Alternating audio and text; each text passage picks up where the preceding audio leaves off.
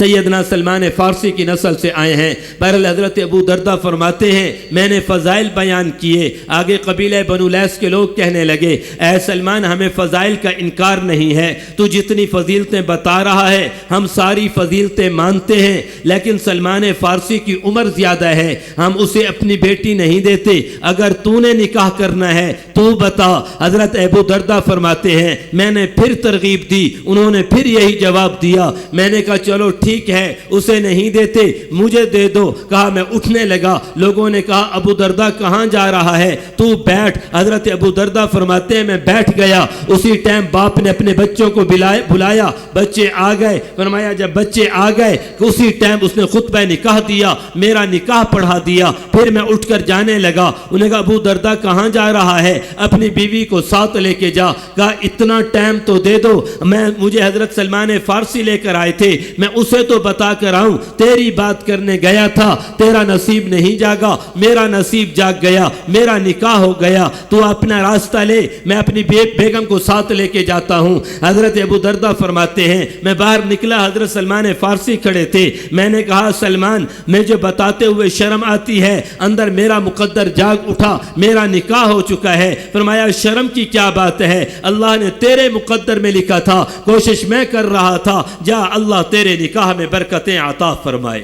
اب جتنے احباب آئے بیٹھے ہیں ذرا تصور کریں اس نکاح پہ کتنی دیر لگی ہے، کتنے مشورے ہوئے ہیں، کتنے کارڈ تقسیم ہوئے ہیں، کتنے بازار کے چکر لگا کر شاپنگ کی گئی ہے۔ یہ ایمان والوں کی شادیاں ہیں۔ پھر آج تو ہمارے ہاں جناب شرائط ہی ختم نہیں ہوتی۔ حضرت ابو دردہ کا نام جندب بن جنادہ ہے، دردہ ان کی بیٹی کا نام تھا، اللہ نے بیٹی دی جس کا نام دردہ رکھا۔ اپنے وقت کی سب سے بڑی عالمہ فاضلہ فقیہ تھی۔ حضرت امیر معاویہ رضی اللہ عنہ نے اپنے بیٹے یزید کے لیے رشتہ مانگا، حضرت ابو دردہ نے انکار کر دیا۔ ایک غریب بندہ چل کے آیا، کہنے لگا ابو دردہ اپنی بیٹی کا نکاح میرے ساتھ کر دے۔ اسی ٹائم حضرت ابو دردہ نے اس غریب دیہاتی صحابی کے ساتھ اپنی بیٹی کا نکاح کر دیا۔ لوگ حیران ہو گئے، کہنے لگے ابو دردہ بات سمجھ میں نہیں آئی۔ حضرت امیر معاویہ رضی اللہ عنہ کی حکومت 64,65,000 مربع میل پر پھیلی ہوئی ہے، اتنا بڑا حکمران اپنے بیٹے کے لیے تیری بیٹی مانگ رہا تھا تو اپنی بیٹی دے دیتا، تیری بیٹی عیش کرتی، وہاں محلات ہوتے، سونے چاندی کے انبار ہوتے، اس کی دنیا بن جاتی۔ آگے ابو دردہ نے جواب دیا، وہ جواب تیرے اور میرے لیے ہے۔ فرمایا اس لیے تو اپنی بیٹی نہیں دی کہ وہاں جاتی دنیا بن جاتی، ہم دنیا بنانے نہیں آئے، ہم تو آخرت بنانے آئے ہیں۔ ہمارے ہاں سارے دوڑ لگا رہے ہیں اور جی بچی کا رشتہ پیسے والوں کے ہاں ہو جائے، بچی کا رشتہ گھر اپنا ہو، نوکری اپنی ہو، ہم دینداری نہیں دیکھتے۔ آگے حضرت ابو دردہ رضی اللہ عنہ نے فرمایا اگر میں امیر معاویہ کے لڑکے کو اپنی بیٹی دے دیتا، لوگوں یاد رکھو وہاں محلات ہوتے۔ حضرت ابو دردہ سے پوچھا کہ وہاں رشتہ کیوں نہیں دیا؟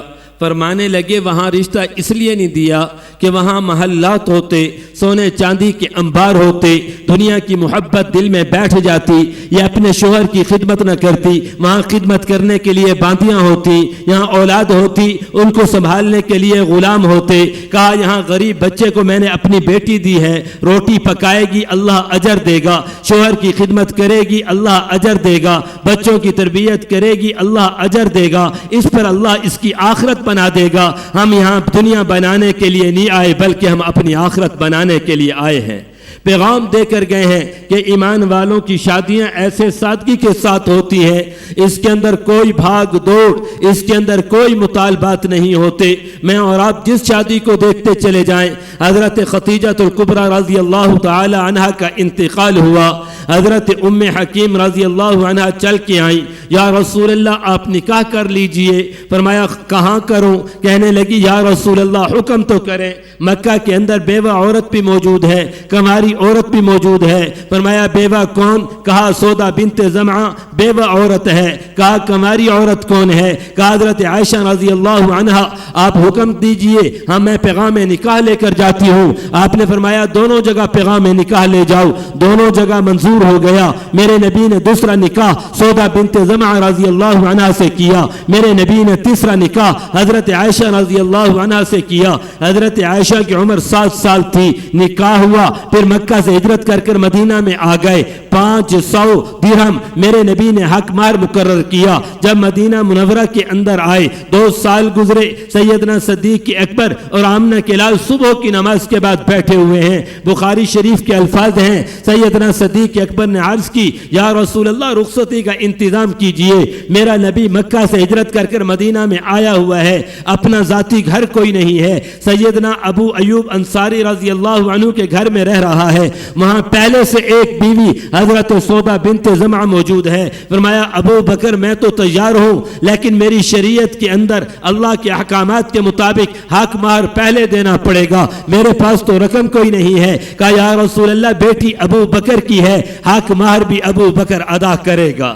سیدنا صدیق اکبر نے 500 درہم دیے. میرا نبی صبح کی نماز کے بعد حضرت عائشہ رضی اللہ عنہا فرماتی ہیں, ابھی صبح کا سورج چڑھ رہا تھا, ابھی صبح کا سورج طلوع ہو رہا تھا, میں پنگوڑے پر بیٹھی جھولا جھول رہی تھی. میری والدہ دوڑ کے آئیں, میرا منہ دھلایا, میرے کپڑے بدلے, فرمایا میرا ہاتھ پکڑ کر چلی. آمنہ کے لال بیٹھے ہوئے, کہا یا رسول اللہ یہ آپ کی دلہن آ گئی ہے. آگے حضرت عائشہ قسم اٹھا کے فرماتی ہیں, اللہ کی قسم مجھے چند لمحے پہلے پتہ نہیں تھا کہ آج میری رخصتی ہو رہی ہے.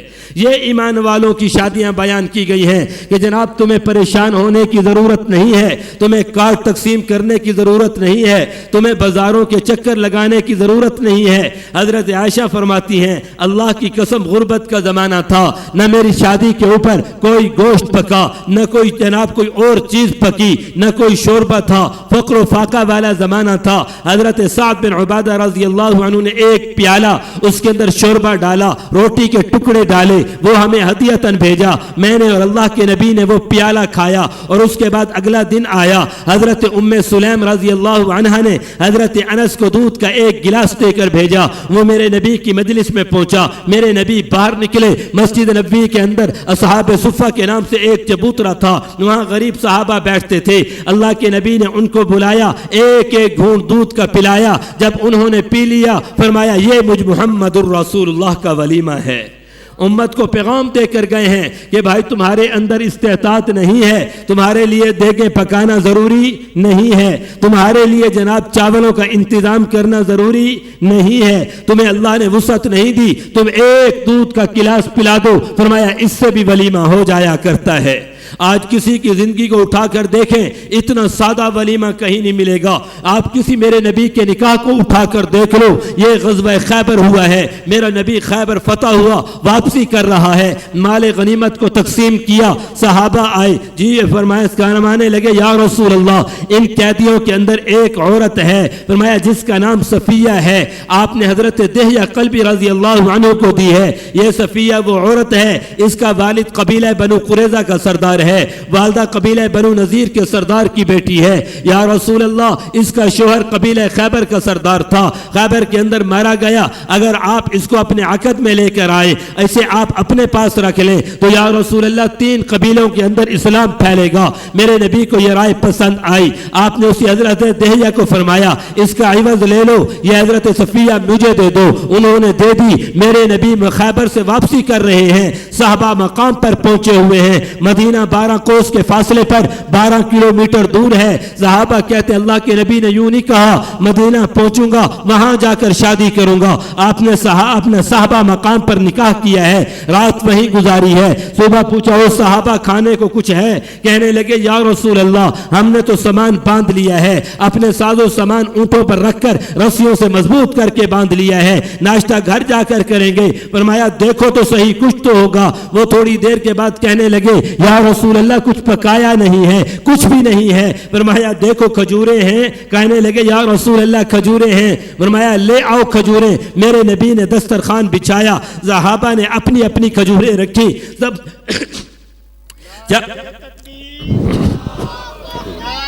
تکبیر شان محمد مصطفیٰ تاجدار ختم نبوت.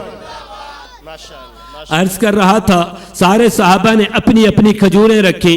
جب سب نے اپنی اپنی کھجوریں رکھی, فرمایا آؤ سارے مل کے کھاتے ہیں. سب نے مل کر ان کھجوروں کو کھایا. فرمایا یہ مجھ محمد الرسول اللہ کا ولیمہ ہے. امت کو پیغام دے کر گئے ہیں کہ ولیمے کے لیے تمہیں قرضے لینے کی ضرورت نہیں ہے، پریشان ہونے کی ضرورت نہیں ہے، وسعت نہیں ہے۔ اعلان کر دو کہ میں اپنے گھر سے سامان لے کر آنا، دسترخوان میرا ہوگا، گھر میرا ہوگا، وہیں بٹھا کر تم اپنے چیزیں کھا کر چلے جانا، میرا ولیمہ ہو جائے گا۔ امت کے لیے تو قدم قدم پر آسانیاں ہیں، ہم تو رسم و رواج کے اتنے عادی ہو گئے ہیں جس کی کوئی انتہا نہیں ہے۔ ترمذی شریف کی حدیث مبارکہ ہے، ایک آدمی آیا، یا رسول اللہ میرا ولیمہ ہے، آپ تشریف لے کر آئیے۔ آمنہ کے لال نے یوں نگاہوں کو اٹھایا، پوچھا بھائی تو ولیمہ تو کر رہا ہے، مجھے یہ بتا تو نے قرضہ اٹھا کر انتظام تو نہیں کیا؟ یا رسول اللہ کوئی قرضہ نہیں اٹھایا، اللہ نے جتنی وسعت دی تھی اس وسعت کے مطابق ولیمہ کر رہا ہوں۔ فرمایا اچھا یہ بتا ریاکاری کے لیے تو نہیں کر رہا، شہرت کے لیے تو نہیں کر رہا؟ کہا یا رسول اللہ نہ ریاکاری مقصود ہے نہ شہرت مقصود ہے، میں اس لیے ولیمہ کر رہا ہوں، میرے رب کا حکم ہے۔ یا رسول اللہ آپ کی سنت ہے۔ میرے نبی نے جب یہ جملے سنے فرمایا ہاں اب میں ضرور آؤں گا۔ بتایا گیا ہے کہ جناب اگر کہیں قرضے کی خبر مل جائے بائیکاٹ کرو، یہ امت کو اللہ کے نبی پیغام دے کر گئے ہیں۔ پوچھ رہے ہیں وہ بھائی ولیمہ جو کر رہا ہے قرضہ تو نہیں اٹھا رہا؟ ہم نے کبھی کسی شادی کے موقع پہ سوال کیا بھائی تیرا ولیمہ ہے تو نے قرضہ تو نہیں اٹھایا؟ اللہ کے نبی منع کر کر جائیں، ہم کہتے ہیں نہیں بڑی دھوم دھام سے ہو، قرضے بعد کے اندر اتر جائیں گے۔ یہ میرا نبی پیغام دے کر گیا ہے کہ بھائی سفر کے اندر ہو، تم اپنے گھر کے اندر نہیں ہو، تمہارا نکاح کرنے کا جی چاہے تو اسی ٹائم نکاح کر سکتے ہو۔ نکاح کے لیے گھر کے اندر ہونا ضروری بھی نہیں ہے۔ آپ میں کتنے خوش نصیب لوگ ہوں گے جو حج کر کر آئے ہوں گے، عمرہ کر کر آئے ہوں گے، سینکڑوں لوگ ہاتھ اٹھا دیں گے، لیکن سوال کیا جائے کوئی عمرہ کرنے گیا ہو، نکاح کر کر آیا ہو، ایک بندہ بھی ایسا نہیں ملے گا کہے گا مولوی صاحب کیا بات کر رہے ہو، عمرہ کرنے گئے تھے، عبادت کرنے گئے تھے، کوئی نکاح کرنے تھوڑی گئے تھے۔ اور ادھر آمنہ کے لال محمد عربی صلی اللہ علیہ وسلم 7 ہجری ہے اور مشرکین مکہ کا مکہ کے اوپر کنٹرول ہے۔ یہ وہ لوگ ہیں جو خون کے پیاسے ہیں، شرط لگائی ہے اسلحہ اٹھا کر نہیں آئیں گے، ساز و سامان لے کر نہیں آئیں گے، خالی ہاتھ آئیں گے، عمرہ کر کر 3 دنوں سے پہلے مکہ چھوڑ کر چلے جائیں گے۔ آمنہ کے لال ان حالات کے اندر عمرہ کرنے آ رہے ہیں، ہر طرف دشمن ہی دشمن ہیں، آپ اپنی سواری پہ بیٹھے ہوئے ہیں، ساتھ والی سواری حضرت جعفر بن ابی طالب رضی اللہ عنہ کی ہے۔ فرمایا جعفر جی یا رسول اللہ میرا جی کرتا ہے میں مکہ میں نکاح نہ کر لوں، یا رسول اللہ حکم دیجئے۔ فرمایا کوئی عورت تیری نگاہ میں ہے؟ یا رسول اللہ حضرت میمونہ رضی اللہ عنہ ایمان والی عورت ہے، اس کا پہلا شوہر مسعود بن عمر ثقفی تھا، دوسرا شوہر ابو رحم ہے، فوت ہو گیا ہے۔ یا رسول اللہ 2 شوہر گزر چکے ہیں، آپ اجازت دیں میں پیغام نکاح لے کر جاؤں؟ فرمایا جاؤ، حضرت میمونہ کو پیغام نکاح دے دو۔ حضرت جعفر فرماتے ہیں میں حضرت میمونہ رضی اللہ عنہ کے دروازے پہ آیا، دستک دی اور کہا اے میمونہ خیر اور برکتیں تیرے دروازے پہ دستک دے رہی ہیں، اللہ کے نبی نے پیغام نکاح بھیجا ہے۔ آگے سے حضرت میمونہ نے پیغام دیا کہ میرا والد بھی فوت ہو گیا، میری والدہ بھی فوت ہو گئی، میرے بڑے حضرت عباس ہیں، جو فیصلہ کر دیں گے مجھے منظور ہے۔ حضرت جعفر فرماتے ہیں میں وہاں سے چل کر حضرت عباس کے پاس آیا، حدیث مبارکہ کے الفاظ ہیں حضرت عباس نے جب یہ سنا اللہ کے نبی نے پیغام نکاح بھیجا ہے، کہا جعفر جلدی چل کہیں دیر نہ ہو جائے۔ دوڑ کے آئے، میرا نبی احرام باندھ کر سواری کے اوپر بیٹھا ہوا ہے، ابھی بیت اللہ کے اندر داخل نہیں ہوا، یہ دونوں دوڑ کے آئے اور حضرت عباس نے کہا یا رسول اللہ میں اپنی سالی میمونہ کا نکاح بطور وکیل آپ کے ساتھ کر رہا ہوں۔ میرا نبی احرام باندھ کر چلتے چلتے نکاح کر کر امت کو پیغام دے رہا ہے کہ نکاح تو اتنے آسان ہے، فرمایا حالات سازگار نہ ہوں۔ تاجدار ختم نبوت، تاجدار ختم نبوت تو سیرت مصطفیٰ بآواز بلند، سیرت مصطفیٰ، صورت مصطفیٰ، شریعت تکبیر، شان محمد مصطفیٰ، شان صحابہ۔ تو میرے عزیز عرض یہ کر رہا تھا کہ شیخ الحدیث مولانا زکریا رحمۃ اللہ علیہ نے لکھا ہے فرمایا میری ہمشیرہ کے لیے پیغام نکاح بھجوایا حکیم سعید صاحب نے، تو میرے والد صاحب نے میری ہمشیرہ کا رشتہ اپنے بھانجے کے ساتھ کیا ہوا تھا۔ میں نے اپنے بھانجے کو بلایا، دیکھا چہرے پہ سنت رسول نہیں ہے۔ میں نے کہا 40 دن کی تجھے مہلت دیتا ہوں، چہرہ سنت رسول کے مطابق ہوا تیری شادی اپنی ہمشیرہ سے کروں گا، نہیں تو چھوڑ دوں گا۔ کہا 40 دن کے بعد اس کو دیکھا چہرہ سنت کے مطابق نہیں تھا۔ میں نے حکیم سعید صاحب کو بلوایا، اپنے والد کے ساتھ آ گئے۔ پوچھا حضرت جی کیسے بلوایا؟ کہا اپنی ہمشیرہ کا نکاح تمہارے ساتھ کرنا چاہتا ہوں۔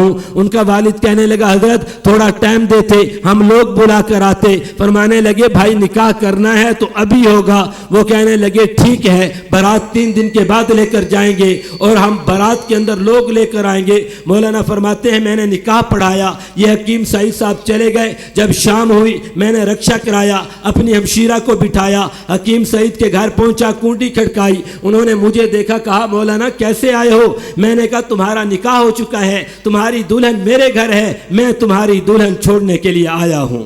فرمایا یہ نکاح اسلامی نکاح ہے۔ اللہ کے نبی نے حضرت فاطمہ رضی اللہ عنہ کا نکاح حضرت علی رضی اللہ عنہ سے کیا۔ مختلف پیغامات آئے، روایات کے مطابق حضرت فاطمہ رضی اللہ عنہ کی عمر 15 سال تھی۔ سیدنا صدیق اکبر سیدنا فاروق اعظم رضی اللہ عنہما نے حضرت علی کو کہا لگتا ہے اللہ کے نبی تیرا انتظار کر رہے ہیں، تو پیغام نکاح لے کر جا۔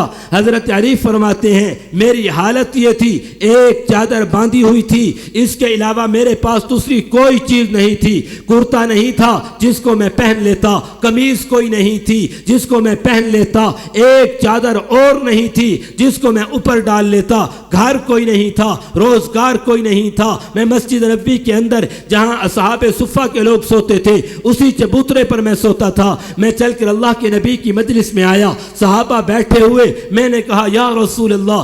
آپ نے پوچھا علی کیسے آئے ہو؟ کہا روب اتنا میں بول نہ سکا۔ پھر میں نے ہمت کی، میں نے کہا کہیں موقع نہ نکل جائے۔ میں نے پھر کہا یا رسول اللہ۔ پھر پوچھا علی کیسے آئے ہو؟ پھر میں خاموش ہو گیا۔ پھر میں نے کہا یا رسول اللہ۔ پھر آپ نے خود پوچھا علی پیغام نکاح لے کر آئے ہو؟ میں نے کہا میں نے گردن ہلائی۔ آپ نے فرمایا اہلا و سہلا مرحبا علی، میری شریعت کے مطابق تجھے حق مہر دینا پڑے گا۔ کہنے لگے یا رسول اللہ جو یہ چادر باندھی ہوئی ہے یہ میرا ٹوٹل اثاثہ ہے، اس کے علاوہ میرے پاس کچھ نہیں ہے۔ اللہ کے نبی نے فرمایا علی وہ تلوار زیرہ اور گھوڑا؟ کہا یا رسول اللہ میرے تھوڑی ہیں، وہ بھی تو آپ نے جہاد کے لیے دیے تھے، وہ تو آپ کی ملک ہیں۔ اللہ کے نبی نے فرمایا علی جاؤ زیرہ بیچ کے آؤ۔ امام ترمذی رحمۃ اللہ علیہ نے اس روایت کو نقل کیا ہے۔ حضرت علی فرماتے ہیں حق مہر 400 درہم طے ہوا، اور میرے نبی نے پورے عرب سے اپنی بیٹی کا حق مہر سب سے کم رکھا ہے 400 درہم۔ اتنا کم کسی کا حق مہر نہیں تھا۔ یہ 400 درہم دور حاضر کا 125 تولہ چاندی بنتی ہے۔ میں نے بہرحال پچھلے مہینے دیکھا تھا 6400 چاندی کا نصاب تھا، اس لحاظ سے بنائے تو 8 لاکھ روپیہ دور حاضر کا بنتا ہے۔ اگر آج کل ریٹ بڑھ گیا ہو تو پھر یہ اس سے زیادہ ہوگا۔ ہمارے ہاں لوگ حق مہر کے اندر بڑی گڑبڑ کرتے ہیں، کہتے ہیں 5-10 ہزار لکھو، 3 تولہ چاندی سے کم حق مہر جائز ہی نہیں ہے۔ یہی 6400 ریٹ رکھے یا 19200 روپیہ جا کر بنتا ہے، یہ کم سے کم حق مہر، اس سے کم جائز ہی نہیں ہے حق مہر۔ اللہ کے نبی نے واضح کر کے فرمایا لا مہر لاقل من 10 دراہم، 10 درہم سے کم میری شریعت کے اندر حق مہر جائز نہیں ہے۔ اور اللہ کے نبی نے اپنی ساری ازواج کا حق مہر 500 درہم رکھا۔ حضرت ام حبیبہ بنت ابو سفیان رضی اللہ عنہ کا نکاح یہ حبشہ میں تھی، اور شاہ حبشہ نے نکاح پڑھایا، 400 دینار حق مہر رکھا۔ 1 دینار سونے کا سکہ، اس کا وزن 1 تولہ سونے سے زیادہ ہے۔ ہم 1 تولہ سونا لگائیں، 4,40,000 کا 1 تولہ سونا، یہ پچھلے ہفتے کا ریٹ ہے۔ اس لحاظ سے تقریباً یہ 20 کروڑ جا کر بنتا ہے۔ اللہ کے نبی کی بیوی کا حق مہر اللہ وسعت دے، بتا کر گئے ہیں وسعت والا حق مہر دو۔ فرمایا وسعت نہیں ہے لیکن اپنی حیثیت کے مطابق دو، یہ کم کہ اتنے کم پر بھی نہ ہو کہ 5-10 ہزار پر کھڑے رہ جاؤ۔ بہرحال عرض کر رہا تھا کہ حضرت علی فرمانے لگے میری زیرہ 20 درہم کی تھی، میں بڑا پریشان تھا، کہاں سے 400 درہم آئیں گے. میں اس زیرہ کو لے کے نکلا. آگے حضرت عثمان رضی اللہ عنہ ملے. پوچھا علی کہاں جا رہے ہو؟ ساری کارگزاری سنائی. کہا بڑا پریشان ہوں, کہاں سے 400 درہم آئیں گے؟ حضرت عثمان نے فرمایا زیرہ مجھے دے دو. زیرہ انہوں نے لی, 400 درہم حضرت علی کو دیے. حضرت علی اپنے شاگردوں کو یہ کارگزاری سنا رہے ہیں. پوچھ رہے ہیں اے طلق بتا, جب تیری 20 روپے کی چیز 400 میں بکے تجھے کیسے خوشی ہوگی؟ ایسے میں خوش ہو گیا. 400 درہم آ گئے ہیں. میں نے ان پیسوں کو لیا, واپسی کی راہ لی. حضرت عثمان نے فرمایا علی ٹھہر جا, بیٹی نبی کی ہے, نکاح تیرا ہے, مال عثمان کا خرچ ہوگا, یہ زیرہ پی لیتا جا, یہ بھی تجھے ہدیہ کی. پھر میں اللہ کے نبی کی مجلس میں پہنچا. میرے نبی نے میرا نکاح حضرت فاطمہ کے ساتھ کیا. اب گھر کوئی نہیں تھا. آپ نے اعلان کیا کوئی ہے جو علی کو گھر دے. حضرت حارثہ رضی اللہ عنہ کھڑے ہوئے, یا رسول اللہ میرا گھر حاضر ہے. آپ نے اپنی بیوی ام سلمہ کو بھیجا, حضرت عائشہ کو بھیجا, حضرت اسماء بنت عمیس کو بھیجا. فرمایا جاؤ گھر کی صفائی کر کے آؤ. یہ گھر کی صفائی کر کے آئے. جب شام ہوئی فرمایا ام ایمن, جی یا رسول اللہ. فرمایا میں نے فاطمہ کا نکاح علی سے کر دیا ہے, اس کا ہاتھ پکڑو, علی کے گھر چھوڑ کے آؤ. میرے نبی کے گھر کوئی بارات نہیں آئی. ام ایمن نے حضرت فاطمہ کا ہاتھ پکڑا اور حضرت علی کے گھر چھوڑ کے آ گئی ہیں. اور یہ میرے نبی نے پیغام دیا ہے. یہ نکاح سادگی کے ساتھ کیے جا رہے ہیں. میرے نبی نے دولہے کو دیکھ کے یوں نہیں کہا تیرے پاس ایک چادر ہے, قمیض کوئی نہیں ہے, روزگار کوئی نہیں ہے, ٹھکانہ کوئی نہیں ہے, میں تجھے اپنی بچی کیوں دوں؟ امت کو پیغام دے کر گئے ہیں کہ ان فضولیات کو چھوڑو, حق مہر سب سے اہم ہے, اس کے اوپر آ جاؤ, باقی ساری شرائط چھوڑ دو. اپنے والے لوگوں کے لیے, رشتہ داروں کے لیے آسانی والے معاملات پیدا کرتے چلے جاؤ.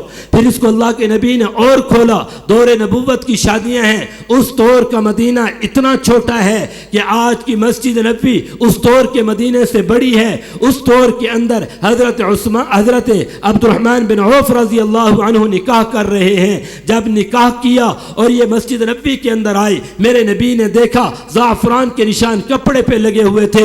پوچھا کہ عبد الرحمن کیا نکاح کر لیا ہے؟ جی یا رسول اللہ رات کو نکاح کیا تھا. صحابہ کے ہاں رواج ہی نہیں تھا کہ بلایا جائے. یوں نہیں کہا یا رسول اللہ آپ آ جائیں, برکت ہوگی. چھوٹا سا علاقہ, چھوٹا سا محلہ. اللہ کے نبی نے دعا دی. فرمایا عبد الرحمن اللہ تیرے نکاح میں برکتیں عطا فرمائے, تو ولیمہ کر. اولی ملو کان بشاتن, اگرچہ ایک بکری کیوں نہ ہو, ولیمہ کرنا میری سنت ہے.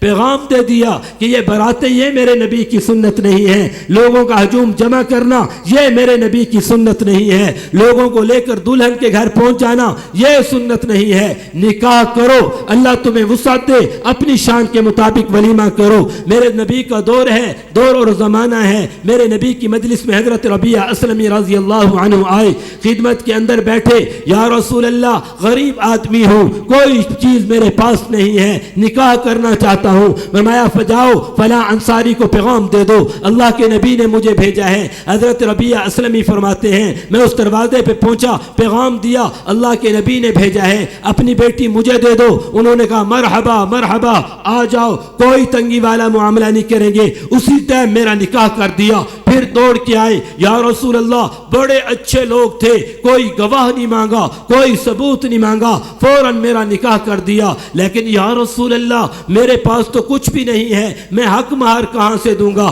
پھر اللہ کے نبی نے فرمایا کہ وہ لوگوں چندہ جمع کرو اور حضرت ربیعہ کے لیے ایک گٹھلی کے برابر سونا جمع کرو. صحابہ نے چندہ کیا, ایک گٹھلی کے برابر سونا جمع ہوا. فرمایا جاؤ حق مہر دے دو. یہ لے کر چلے گئے. کہنے لگے یا رسول اللہ بڑے اچھے لوگ تھے.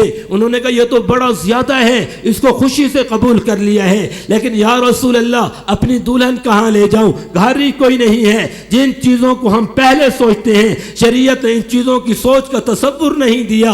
کہا یا اللہ کے نبی نے فرمایا کوئی ہے جو اس کو گھر دے دے. ایک صحابی نے گھر دیا. فرمایا ولیمہ کرنا. یا رسول اللہ ولیمہ کہاں سے کروں؟ پیسے کوئی نہیں ہے. فرمایا میرے گھر جاؤ دیکھو کچھ ہے.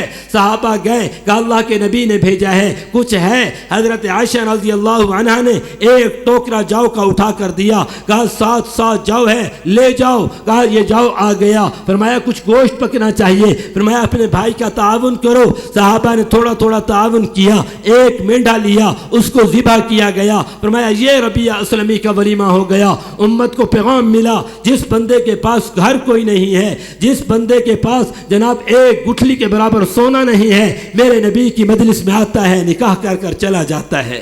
नारे तकबीर, नारे तकबीर।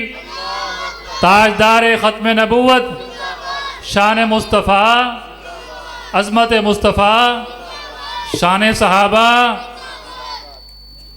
तो बहरहाल अर्ज़ ये कर रहा था, इस्लाम ने तो ये शादी सादगी का तसव्वुर दिया है। जो मरोवजा आजकल निज़ाम चल पड़ा है, इसका तसव्वुर ही नहीं दिया। हज़रत अक़दस मौलाना अशरफ अली थानवी रहमतुल्लाह अलैह ने लिखा है, फरमाया ये जो मंगनी पर लोग जाते हैं ये क़यामत सुग़रा है, जो बारात लेकर जाते हैं ये क़यामत कुबरा है। फरमाया इस्लाम के अंदर ना मंगनी है ना बारात है, निकाह और शादी है। शेखुल हदीस मौलाना ज़करिया रहमतुल्लाह अलैह ने अपने दादे के निकाह का तज़किरा किया, फरमाने लगे मेरे दादे का नाम इस्माइल था। दूसरी शादी के अंदर निकाह पढ़ाने के लिए गए, वहाँ की औरतें कहने लगी आजकल हिंदुओं का गलबा हो गया, हमारी शादी में रसूमात होने लगी, औलादें दीनदार कहाँ से आएंगी, हमें नेक लोगों को तरजीह देनी चाहिए। उन्हीं औरतों के अंदर एक औरत कहने लगी बीबी तू बड़ी नेक है, तू किसी नेक को दे दे। उसने कहा जाओ बारात में देखो कोई अल्लाह वाला है, मैं अपनी बेटी देती हूँ। उन्होंने कहा जी मौलवी साहब इस्माइल नाम है उनका, निकाह पढ़ाने आए हैं। कहा उन्हें पैगाम दे दो, मैं अपनी बेटी देना चाहती हूँ। उन्होंने जाकर पैगाम दिया, मौलवी साहब कहने लगे जी मैं तैयार हूँ। कहा कोई निकाह पढ़ाने वाला नहीं था, अपना निकाह उन्होंने खुद पढ़ाया। अल्लाह ने 2 बेटे दिए, एक बेटे का नाम इलियास रखा जिससे तबलीगी जमात का काम चला है, दूसरे बेटे का नाम याहया रखा जिसका बेटा मौलाना ज़करिया रहमतुल्लाह अलैह है। अल्लाह ने ऐसी नेक साले औलाद दे दी। ये शादी कहाँ हुई? किसी अपने घर के अंदर नहीं हुई, गैर के घर के अंदर हुई है। उम्मत को पैगाम दिया गया है निकाह इतने आसान है जिसकी कोई इंतहा नहीं है। आगे मौलाना ज़करिया रहमतुल्लाह अलैह ने लिखा है मेरे हज़रत ने 2 शादियाँ की थी। पहली शादी हुई, फरमाया मेरी वालदा ने ख़त लिखा कि जाओ मौलाना खलील अहमद सहारनपुरी को दे के आओ। मुझे नहीं पता था ख़त के अंदर क्या है। मैं ख़त लेकर मौलाना खलील अहमद सहारनपुरी के पास गया, उन्होंने ख़त पढ़ा, कहने लगे ज़करिया इसके अंदर तो लिखा खड़ा है तेरी अम्मा ने लिखा है कि मेरे शोहर फौत हो चुके हैं, मैं बूढ़ी औरत हूँ, कब अल्लाह का बुलावा आए आप ज़करिया का निकाह कर दीजिए। कहा उठ तेरा निकाह करके आते हैं। कहा उसी टाइम मेरे चाचा जी उठे, बूढ़े थे, चल नहीं सकते थे, 2 खादमों ने गुलामों ने सहारा दिया, उनके सहारे से चलते हुए एक घर में गए, रिश्ते की बात की, उसी टाइम मेरा निकाह हो गया और उसी टाइम रुखसती हो गई। कहा बताओ इस निकाह में कितनी देर लगी? ये कौन हैं? वक़्त के इतने बड़े मुहद्दिस गुजरे हैं, इतने बड़े शेखुल हदीस गुजरे हैं, जो किताबें उन्होंने लिखी हैं आज पूरी दुनिया के अंदर पढ़ी जा रही हैं। फरमाया पहली बीवी का इंतकाल हुआ, मेरे चाचा ने बुलाया, कहा इस्लाम तन्हा ज़िंदगी गुजारने की इजाज़त नहीं देता, ज़करिया दूसरा निकाह कर। मैंने कहा चाचा जी जहाँ तुझे मुनासिब लगे वहीं मेरा निकाह कर देना, मेरे पास तो टाइम ही कोई नहीं है, मैंने तबलीग के सफ़र दर सफ़र करने हैं। कहा किस तरफ सफर करेगा? मैंने कहा दिल्ली की तरफ सफर करना है, 3 दिन में वहां मेरे प्रोग्राम है। कहने लगे अच्छा तू तो कल आएगा, मैं आज जाता हूं, कोई तेरा रिश्ता ढूंढता हूं, कल जब तू आएगा तेरे निकाह का इंतजाम कर चुका हूंगा। इधर हजरत फरमाते हैं मेरे चाचा जी 1 दिन पहले चले गए, मैं अगले दिन पहुंचा, मेरे चाचा जी रिश्ते का इंतजाम कर चुके थे। फरमाने लगे जब मैं चलने लगा मौलवी दौड़ के आए, मदरसा मुज़ाहिरुल उलूम के मुदर्रिस थे, वो कहने लगे मौलवी साहब हमें तो साथ लेते चले जाओ। हजरत फरमाने लगे इस्लाम के अंदर बारात का तसव्वुर नहीं है, मैं किसी को अपने साथ लेकर नहीं जाता।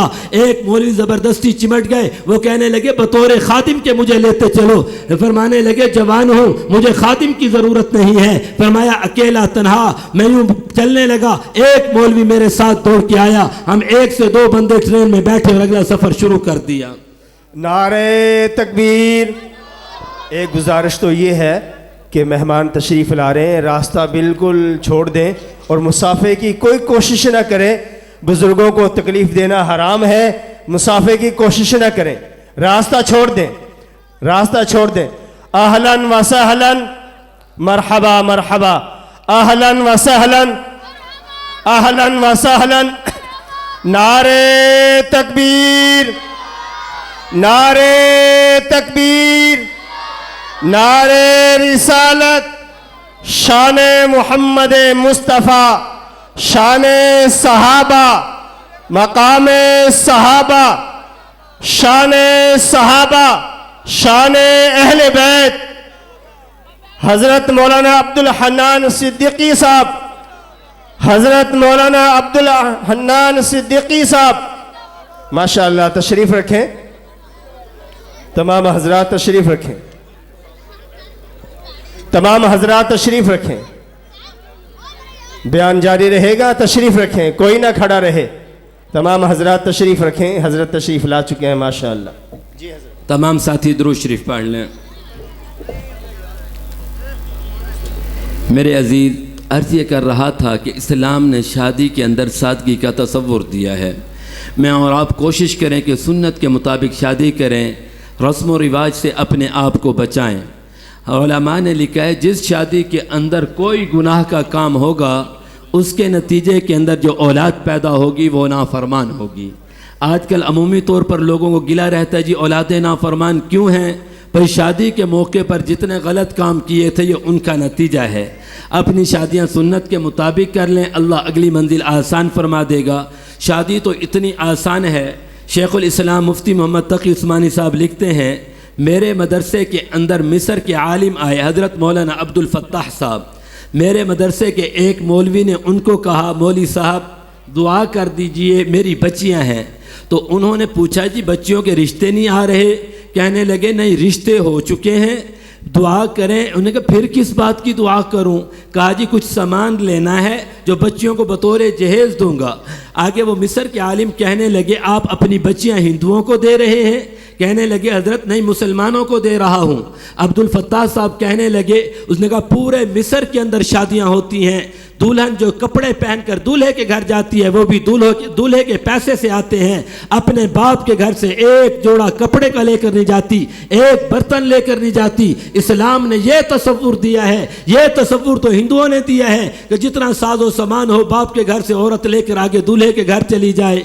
پیر ذوالفقار احمد نقشبندی صاحب لکھتے ہیں، فرمانے لگے ایک بندہ میرے پاس آیا کہ انجینئر تھا، کہنے لگا کہ میرا بیٹا انجینئر ہے، میرا بڑا فرما بردار تھا، جتنا کماتا تھا پیسے میرے ہاتھ کے اندر رکھتا تھا، بس اب جب سے شادی ہوئی ہے میرا بیٹا بدل گیا ہے، اب سسرال کے گیت گاتا ہے، میرا تو نام نہیں لیتا، اپنی سالیوں کے اوپر پیسے خرچ کرتا ہے۔ پیر صاحب فرماتے ہیں میں نے اس بندے کو بٹھا کے پوچھا مجھے یہ بتا جب تک تیرے بچے کی شادی نہیں ہوئی تھی تیرا بچہ کون سے کپڑے پہنتا تھا؟ باپ کہنے لگا میں لے کر آتا تھا۔ کہا کون سی چارپائی پہ سوتا تھا؟ باپ نے کہا جو میں نے بنوائی تھی، میرا بیٹا اسی چارپائی پہ سوتا تھا۔ کہا کون سے برتن میں کھانا کھاتا تھا؟ باپ کہنے لگا جو برتن میں لے کر آیا اس برتن کے اندر کھانا کھاتا تھا۔ کہا کون سی سواری پہ گھومتا تھا؟ اس کا والد کہنے لگا جو سواری میری تھی میرے بیٹے کو ضرورت ہوتی وہ لے کر چلا جاتا۔ کہا اب کون سی سواری لیتا ہے؟ وہ بندہ کہنے لگا حضرت جی اب کون سے کپڑے پہنتا ہے؟ وہ کہنے لگا دلہن والوں نے 7-8 جوڑے دیے تھے،